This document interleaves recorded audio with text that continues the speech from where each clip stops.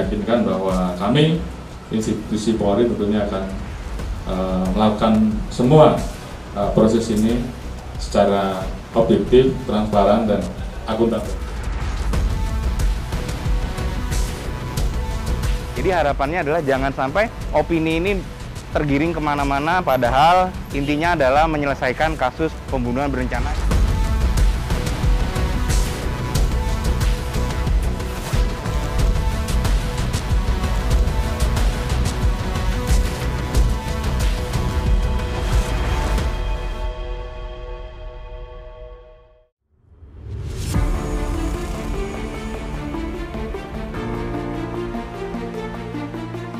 Kasus penembakan seorang anggota Polri, Brigadir Nofriansyah Joshua Huta Barat atau Brigadir J, pada awal Juli 2022 di rumah dinas mantan Kadif Propam Polri, FS, menyita perhatian publik.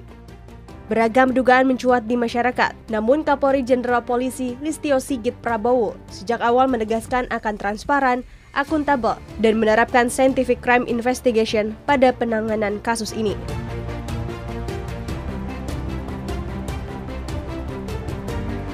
Komitmen Kapolri untuk mengungkap kasus tersebut ditunjukkan dengan membentuk tim khusus dalam penanganan kasus kematian Brigadir J.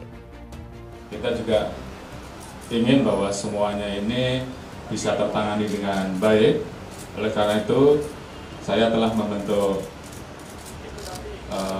tim khusus yang dipimpin oleh Pak Wakapolri, Pak Irwasum, kemudian ada Pak Kabar Eskrim, Pak KB, kemudian juga ada ASSDM, karena memang beberapa unsur tersebut harus kita libatkan, termasuk juga fungsi dari Provos dan Pamina.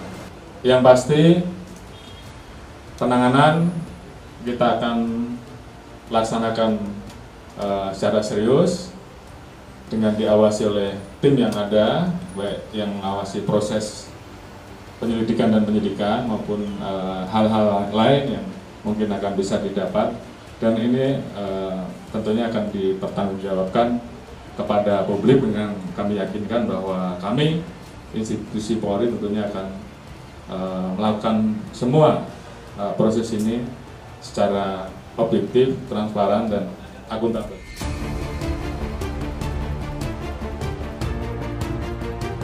Tim Sus Polri bekerja cepat dan cermat untuk mengungkap peristiwa yang sesungguhnya terjadi pada kasus penembakan Brigadir J.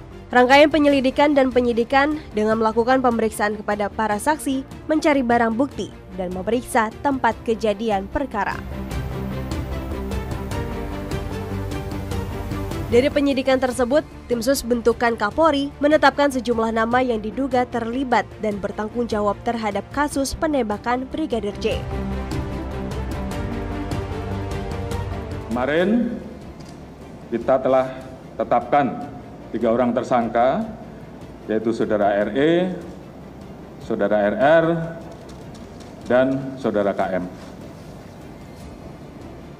Tadi pagi dilaksanakan gelar perkara, dan Tim Sus telah memutuskan untuk menetapkan Saudara FS sebagai tersangka. Kasus Duren 3, kita menyebutnya kasus Duren 3 itu punya implikasi yang jauh terhadap institusi Polri. Mengapa? Pertama, Kapolri Jenderal Listio Sigit Prabowo tagline-nya adalah presisi. Presisi itu ada prediktif, ada akuntabilitas, dan ada transparansi. Nah, dalam konteks program utama Kapolri untuk transparansi ini harus dibuka semuanya. Tetapi untuk membuka suatu kasus yang di dalam proses penyelidikan dan sebagainya itu membutuhkan presisi. Apa artinya? Membutuhkan ketelitian, ketepatan, karena menyangkut aspek hukum.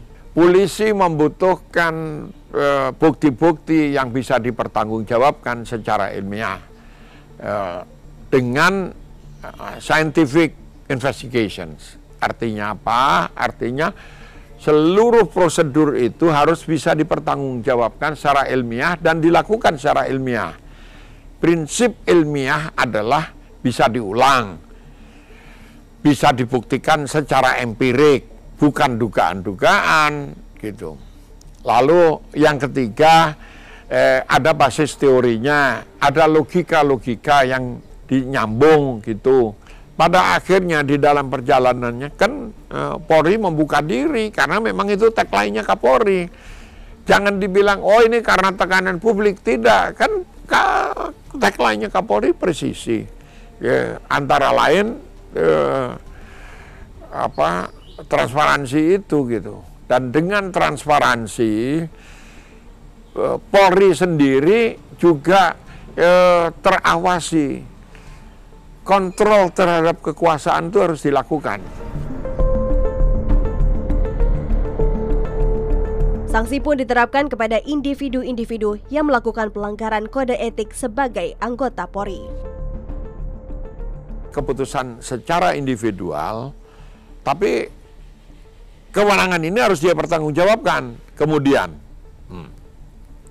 di dalam proses pengambilan keputusan dan tindakan, seorang anggota polisi itu memiliki kewenangan diskresi. Jadi dalam satu situasi tertentu ada ancaman maut misalnya, seorang polisi boleh menembak atau boleh tidak menembak. Kalau dia menembak, kemudian harus dia pertanggungjawabkan mengapa menembak. Kalau dia tidak menembak, harus dia pertanggungjawabkan juga mengapa tidak menembak. Ini akan menjadi ukuran dari apakah polisi itu memenuhi etik profesional. Nah, dengan prinsip diskresi, seorang penyidik itu tidak bisa diintervensi supaya tidak ada gangguan. Keputusan secara individual, tapi kewenangan ini harus dia pertanggungjawabkan. Kemudian, di dalam proses pengambilan keputusan dan tindakan, seorang anggota polisi itu memiliki kewenangan diskresi.